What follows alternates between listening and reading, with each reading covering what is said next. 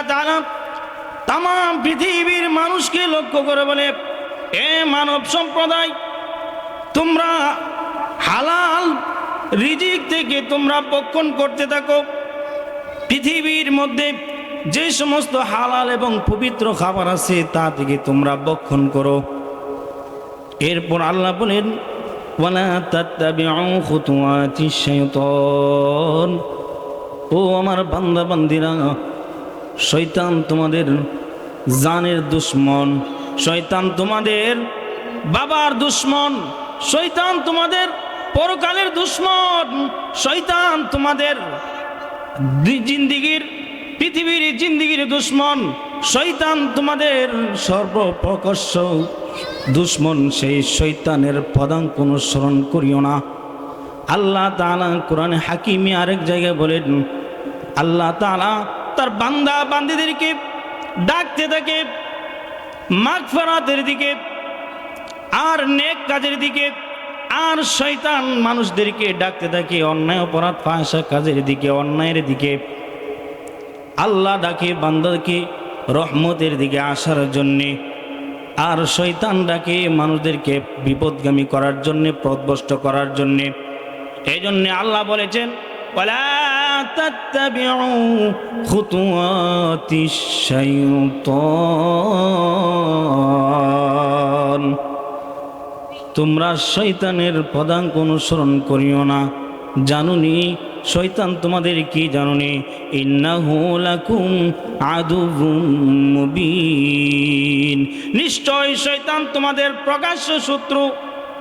এই জন্যে আল্লাহ বলেছেন হালাল উপায়ে উপার্জন করার জন্যে, হালাল খাবার খাওয়ার জন্যে। নবী রাসূলকে বলেছেন, যেই হুকুমটা তামাম বিশ্ববাসীকে বলেছেন, যেই আদেশটা আল্লাহ তাআলা ইমানদারকে করেছেন, সেই আদেশটাও আল্লাহ তাআলা তার পয়গম্বর খাস বান্দাদেরকে করেছেন।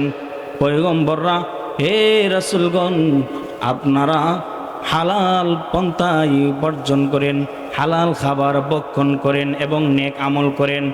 আল্লাহ তাআলা কোরআনের মধ্যে বলেছেন আগে হালাল খাবার খাওয়ার জন্যে, আর পরে বলেছেন হারাম হালাল খাবার খাওয়ার জন্যে, এরপরে বলেছেন নেক আমল করার জন্যে। কেউ যদি হারাম খায়া নেক আমল করে কোনো কাজে আসবে না, কেউ যদি হারাম খায়া নেক আমল করে কোনো কাজে আসবে না। কারণ যার রক্ত মাংস হারাম দ্বারা গঠিত, সে যদি আল্লাহর দরবারে চিৎকার করে ডাকতে থাকে, আল্লাহ তাআলা তার ডাকের জবাব দিবে না। একটা ঘটনা আসছে,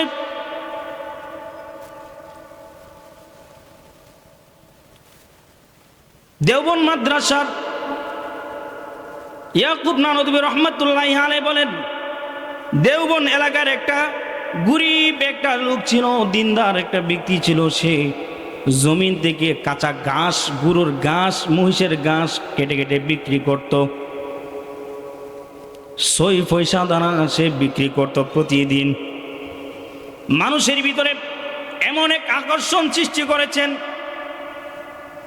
যে যেই শাহজি আব্দুল্লাহর ঘাস যে ব্যক্তি ক্রয় করবে এবং তার পশুকে খাওয়াবে, সে পশু হৃষ্টপুষ্ট হবে, সেই পশু দুধ ভালো দিবে। এই জন্য মানুষ বীর জমাইত। আল্লাহর বান্দা এমন বীর জমার পরেও তার ঘাসের দিকে মানুষের এত আকর্ষণ দেখার পরেও 6 পয়সা দ্বারা যে ঘাস বিক্রি করত, প্রথমে যে 6 পয়সা দ্বারা ঘাস বিক্রি করত, যখন মানুষ বীর জমাইছে তখনও তিনি 6 পয়সা দ্বারাই ঘাস বিক্রি করত। প্রথম যেমন 1 টুকরি ঘাস বিক্রি করত, যখন মানুষ বীর জমাইছে তখন 1 টুকরি ঘাস জমাই বিক্রি করত। এই আল্লাহর বান্দা তার নিয়ম শৃঙ্খলা বজায় রেখেছে।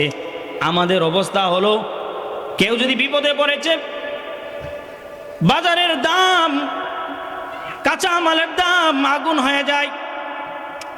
সিলেটের মধ্যে যখন 2-3 বছর আগে বন্যা হয়ে সুনামগঞ্জের মানুষ পানির নিচে তাদের ঘর বাড়ি চলে গিয়েছিল, আমরা খবরে পেয়েছি 5 টাকার মোমবাতি, 5 টাকা দামের যে মোমবাতি সেই মোমবাতি 100 টাকা বিক্রি করেছে। 100 টাকা নৌকা ভাড়া যেখানে, সেখানে তারা নৌকা ভাড়া করেছে 5,000 20,000 টাকা পর্যন্ত। এখন আমাদের মধ্যে এমন একটা জিনিস, আল্লাহর যে হুকুম, আল্লাহ পাক রব্বুল আলামিন যে বিশাল এক হুকুম করেছেন, তোমরা হালাল পন্থায় উপার্জন করো। বর্তমানের অবস্থা হলো এমন, হালাল উপার্জন কি জিনিস আর হারাম কি জিনিস স্পষ্ট হওয়ার পরেও মানুষে কিভাবে টাকা পয়সা জমা করবে। প্রত্যেকটা ক্ষেত্রে ক্ষেত্রে, প্রত্যেকটা ডিপার্টমেন্টে, প্রত্যেকটা জায়গায় জায়গায় দুর্নীতি আর ধোঁকাবাজি, বিভিন্নভাবে মানুষকে কিভাবে হয়রান করতে পারবে। যেই জিনিসটা, যে একটা কাগজ চেয়ারম্যানের অফিস থেকে আনা যায় মাগনা, কোনো টাকা পয়সার দরকার হয় না। চেয়ারম্যানের চামচা যারা আছে তারা বিভিন্নভাবে পেঁচায়া বুঝায়া হাজার হাজার টাকা মানুষদের কাছ থেকে নিয়ে যাইতেছে, সাথে সাথে দিতে পারে, কিন্তু টাকা কিভাবে আদায় করবে, সেই টাকা আদায় করার জন্য মানুষদেরকে হয়রান করে। এভাবে বিভিন্ন ক্ষেত্রে ক্ষেত্রে আমাদের অবস্থা হলো কিভাবে আমরা টাকা পয়সা জমা করব। যারা হালাল টাকা উপার্জন করার ক্ষেত্র পায়ও যারা হারাম উপার্জন করবে, আল্লাহ তাআলা তাদের নেক আমল কবুল করবেন না। ওই শাহজি ইয়াকুব নানুতুবি রহমাতুল্লাহি আলাইহি বলেন, এই আল্লাহর বান্দা বাৎসরিক একটা দাওয়াত করতেন দেওবন্দ মাদ্রাসার উস্তাদদেরকে। উনি দাওয়াত করে আলেম ওলামাদেরকে খাওয়াইতেন। ইয়াকুব নানুতুবি রহমাতুল্লাহি আলাইহি বলেন, ওনার দাওয়াত খাওয়ার পর, এই হালাল খাবার খাওয়ার পর অন্তরে যে একটা নূর সৃষ্টি হইতো, সেই নূরের দ্বারা 40 দিন পর্যন্ত কোরআন পড়লে মজা পাইতাম, নামাজ পড়লে মজা পাইতাম, তাসবিহ তাহলিল পড়লে মজা পাইতাম। যত নামাজ পড়ি ততই মজা, যত নামাজ পড়ি ততই মজা, যত কোরআন পড়ি ততই মজা। এই হালাল খাবারের জন্যে আমাদের ভিতরে এমন একটা জিনিস সৃষ্টি পয়দা হইতো। 40 দিন পর্যন্ত ইহার একটা প্রভাব ছিল।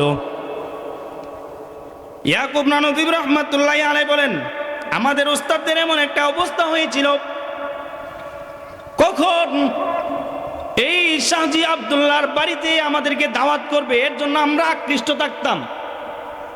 ইমাম আবু হানিফা রহমাতুল্লাহি আলাইহি, ইমাম আবু ইউসুফ রহমাতুল্লাহি আলাইহির বাড়িতে এই দাওয়াত মেহমান হয়ে গিয়েছেন।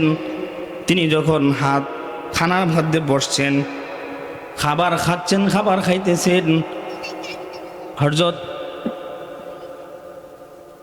আবু ইউসুফ রহমাতুল্লাহি আলাইহির কন্যা পিছনে পিছনে বলতেছে, বাবা আপনি না বলেছেন আপনার ওস্তাদ কত বড় শায়েখ, আল্লাহওয়ালা, তিনি খাবার খাইতেছেন এমন বারে পেট ভরে। তো আল্লাহওয়ালা যারা খাবার খায় না, ইমাম আবু ইউসুফ রহমাতুল্লাহি আলাইহির কন্যা রাত্রেবেলা 1 লোটা পানি হযরত আবু হানিফা রহমাতুল্লাহি আলাইহির রুমের সামনে রাইখা আসছেন। সকালবেলা আয়সা দেখে যেমনের পানি তেমনি রয়েছে, যেমন ছিল পানি তেমনই রয়েছে, উজু ভরে নাই। সকালবেলা যাওয়ার সময় আবু হানিফা রহমাতুল্লাহি আলাইহি বলেন, এ মা, তোমার ভিতরে যে একটা প্রশ্ন ঘুরপা খাচ্ছে, তুমি শুনো। তোমার বাবা যে খাবার আমার জন্য নিয়ে এসছে, আর তুমি পাক পবিত্র হয়ে যে সুন্দরভাবে তুমি রান্না করেছো, এই খাবার দেখা আমি দেখলাম এই খাবারের মধ্যে শুধু নূর আর নূর, বরকত আর বরকত, হালাল খাবার। এই জন্য আমি বেশি বেশি করে খাবার খেয়েছি। একাই 4 জনের ব্যক্তির খাবার আমি পেট ভরে খেয়েছি। শুনো, আমি কেন বেশি করে খেয়েছি? হালাল খাবার যত বেশি খাবো তত নেক আমল করতে পারবো। আমি খাবার খেয়ে যখন ঘুমাইতে গিয়েছিলাম, একটা মাসালা, কোরআনের একটা আয়াত আমার সামনে আসছে। এই আয়াতকে ব্যাখ্যা করতে করতে করতে করতে ফজরের আজান হয়ে গেছে, আমি বলতে পারি নাই। এর ভিতরে আমার এই আয়াতের দ্বারা 100টা মাসালা হল হয়েছে। এই জন্য তোমার বাবার ঘরের খাবার আমি বেশি খেয়েছি, এই জন্যে হালাল খাবার খাইতে হবে, হারাম পন্থা ছাড়তে হবে। এক ব্যক্তি বিবাহ করেছেন, বিবাহ করার পর স্ত্রীকে বলতেছে আজকে থেকেই আমাদের, স্ত্রী খবর দিল যে আমার পেটে তো আপনার সন্তান, তখন বলতেছে আজকে থেকে আমরা নিয়ত করব আর কোনোদিন হারাম খাবার খাবো না। ঘটনা ঘটছে কি,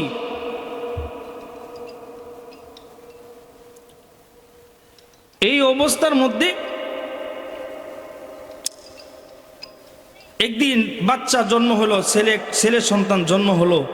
বাচ্চাকে নিয়ে বাবা বাজারে যেতেছে, হঠাৎ করে এক লোক বড়ই নিয়ে আসছে বিক্রি করার জন্য বাজারে। ওই বাচ্চা এক দূর দিয়ে বাবার হাত থেকে ছুটে ওই ব্যক্তির পাতিলা থেকে একটা বুড়ি নিয়ে দূর মারছে। ওই লোকটা দৌড় দিয়ে বাড়ি দিয়ে গিয়ে একটা চাকু, দাঁড়ানো একটা চাকু বের করে দাঁড় করলো, আর স্ত্রীকে ডাক দিয়ে বললো তুমি এদিকে আসো। স্ত্রীকে ভালো করে ধরে বলতেছে সত্য কথা যদি তোমার মুখ থেকে না আসে, এই যে চাকু দেখতেছো, চাকু দ্বারা তোমাকে আমি খতম করে ফেলবো। স্ত্রী বলতেছে স্বামী আমার কি হয়েছে আপনি আমাকে বলেন। বলতেছে তোমার সন্তানকে আমি নিয়ে বাজারে গিয়েছিলাম, সে তো কোনোদিন এমন হইতে পারে না, আমাদের সন্তান, আমি তো কখনো আমার ঘরে হারাম খাবার আনি না। কাহিনী কি হয়েছে বলো। আরেকজনের পাতিলা থেকে বুড়ি নিয়ে এসে দৌড় মারলো। ওই স্ত্রী বলতেছে সত্য কথা যদি না বলি এখনই সময়। ও আমার স্বামী, আমাদের বাড়ির পাশে যে বাড়ি রয়েছে তাদের বাড়ির একটা বড়ই গাছ আমাদের টিনের চালের উপরে আসছে। আমার অজান্তে ওই ডালার মধ্যে সুন্দর একটা দগদগে খুব লোভনীয় একটা বড়ই যখন দেখলাম আমি এটা খেয়ে ফেলেছি। স্বামী আমার মনে হয় ইহার কারণে সন্তানের ভিতরে হারাম খাদ্য গিয়েছে, এই জন্যে সে অন্যের মালের দিকে লোভ লালসা করেছে। ও আমার ভাইয়েরা, আমার বোনেরা, আপনার সন্তান নেককার হবে যদি আপনি হালাল খাবার নিজে ভক্ষণ করেন, হালাল খাবার খাওয়ান। হালাল খাবার না খাইলে সন্তান হালাল পন্থায় চলবে না, অন্যের মালের দিকে লোভ লালসা করবে। যেই মা বাবা মানুষের মাল আত্মসাৎ করে সন্তানকে খাওয়ায় সে নেককার হবে না। আর যে সন্তানকে হালাল খাবার খাওয়ানো হয় সেই সন্তান কাপুরুষ হবে না, সে জিহাদের ময়দানে কখনো পলায়ন করবে না। আফগানিস্তানের বাদশার সন্তানকে পাঠিয়েছিলেন শত্রুদের সাথে মোকাবেলা করার জন্যে। ওই সন্তানকে পাঠানোর পর যুবরাজকে পাঠাইছে, তাকে সৈন্যের প্রধান বানিয়ে পাঠিয়েছে। খবর এসেছে বাদশার সন্তান পরাজয় বরণ করে সে পলায়ন করে দৌড়ে আসতেছে। এই কথা যখন বাদশা শুনতে পারল, এই ঘটনা শোনার পর, এই খবর শোনার পর বাদশার পেরেশান, উঠতেছে একবার, বসতেছে একবার, দাঁড়াইতেছে একবার, হাঁটতেছে, দৌড়াদৌড়ি করতেছে। দৌড়াইয়া স্ত্রীর কাছে গিয়ে বলে এ আমার স্ত্রী, তোমার যে সন্তানকে যুদ্ধের ময়দানে শত্রুর মোকাবেলায় দিয়ে পাঠিয়েছিলাম সেই সন্তান পরাজয় বরণ করে সে পলায়ন করেছে। ওই ভিতর থেকে বাদশার স্ত্রী বললেন না স্বামী, না, এটা কখনো হতে পারে না, এটা কখনোই সম্ভব না। স্বামীকে এমন ভাবে বলে দিয়েছেন। স্বামী স্ত্রীর কাছ থেকে চলে আসছেন। কিছুক্ষণ পর যখন আবার সংবাদ আসলো বাদশার ছেলে যুবরাজ সে শত্রুর মোকাবেলায় বিজয় অর্জন করেছে, এই কথা শোনার পর বাদশা যার পর নাই খুশি হয়েছে। দৌড় স্ত্রীর কাছে গিয়ে বলেন, স্ত্রী আমার, তোমার সন্তান বিজয়ী লাভ করেছে। স্ত্রী আলহামদুলিল্লাহ শুকরিয়া আদায় করলেন। আর স্বামী জিজ্ঞেস করলেন, এ আমার স্ত্রী শোনো, আমি গোপন বেদনা জানতাম চাই। তোমাকে যখন আমি বলেছি তোমার সন্তান পরাজয় বরণ করেছে, পলায়ন করেছে, যখন তোমাকে এই কথা বলেছি, আশেপাশে চতুর্দিক দিয়ে যখন এই সংবাদ আসতেছিল যে তোমার সন্তান পলায়ন করেছে, তখন তুমি বিশ্বাস করলে না কেন? স্ত্রী জবাব দিলে, স্বামী আমার, ও আমার স্বামী, আমার এই সন্তান আমার পেটে যেদিন থেকে গিয়েছে আমি বুঝতে পারলাম, ওই দিন থেকে হারাম মাল তো দূরের কথা, আমি সন্দেহজনক জিনিসও আমি ভক্ষণ করি নাই, পান করি নাই। আমার সন্তানকে এক ফুটা দুধও আমি হারাম খাদ্য থেকে খাওয়াই নাই। আমার সন্তান ছোট থেকে নিয়ে আজ পর্যন্ত যতটুকু বড় হয়েছে, এক লুকমা হারাম খাদ্য আমি তাকে ভক্ষণ করাই নাই। স্বামী আমার, আমি যদি আমার সন্তানকে হালাল খাবার খাওয়াই, সে সন্তান কাপুরুষ হয়ে যুদ্ধের ময়দান থেকে বেগে আসতে পারে না। এটাই আমার অন্তরে আত্মবিশ্বাস ছিল, আমার সন্তান বাঁচবে না।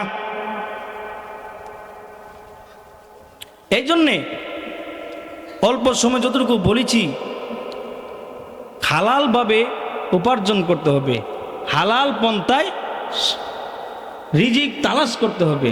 আল্লাহ তাআলা দুনিয়াতে পাঠাইছেন, রিজিক দিয়েই পাঠাইছেন।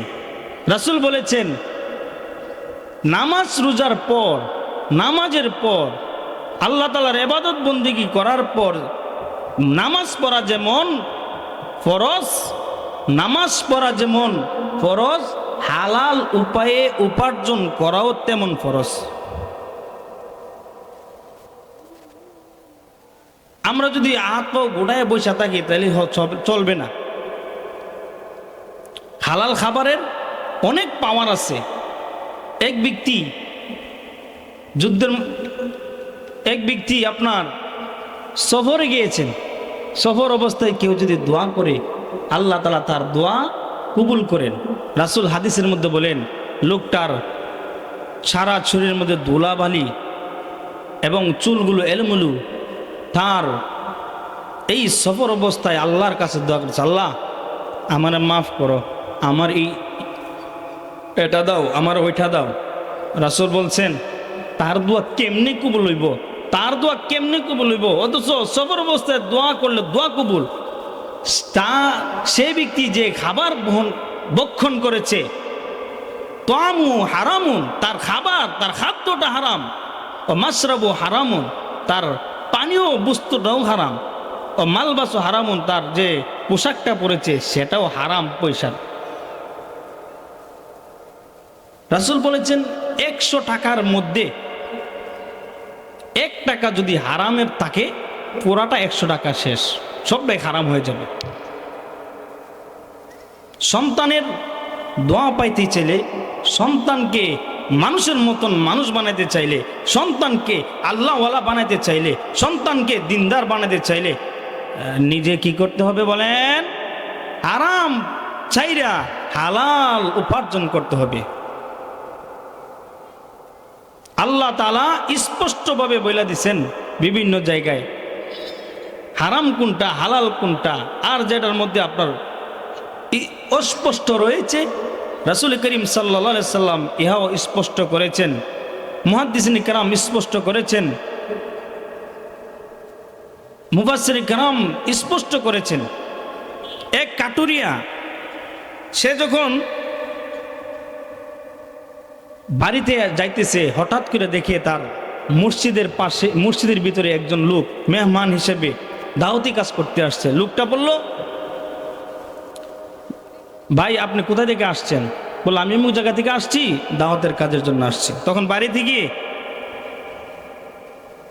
স্ত্রীকে বলতেছে আমাকে একটা রুটি দাও। একটা রুটি যখন নিয়ে স্বামী নিয়ে চলতেছে, তখন স্ত্রী বলতেছে স্বামী আমার, আপনি কোথায় যান? ওই লোকটা বলতেছে মসজিদে একজন মেহমান আসছে। স্ত্রী বলতেছে স্বামী সওয়াবের নেক কাজ করবে আর স্ত্রী বসে থাকবে, এটা কিছু হইতে পারে না। স্ত্রীর রুটিটাও দিয়ে দিছেন। সন্তানে দেখছে মা বাবা মেহমানদারি করবে। আরে যেমন গাছ তেমন ফল, যেমন গায়ে তেমন বাছুর, আগে শুনছি না আমরা। মুসলিম ইকরাম, যে কথা বলতেছিলাম,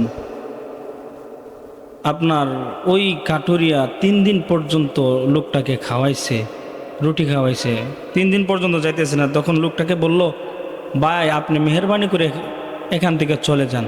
তখন কাটুরিয়াকে জিজ্ঞেস করলো কিসের জন্যে আমি চলে যেতাম? তখন লোকটা বলতেছে আপনি আগে বলেন, আপনি কিসের জন্য বলতেছেন আমি চলে যেতাম?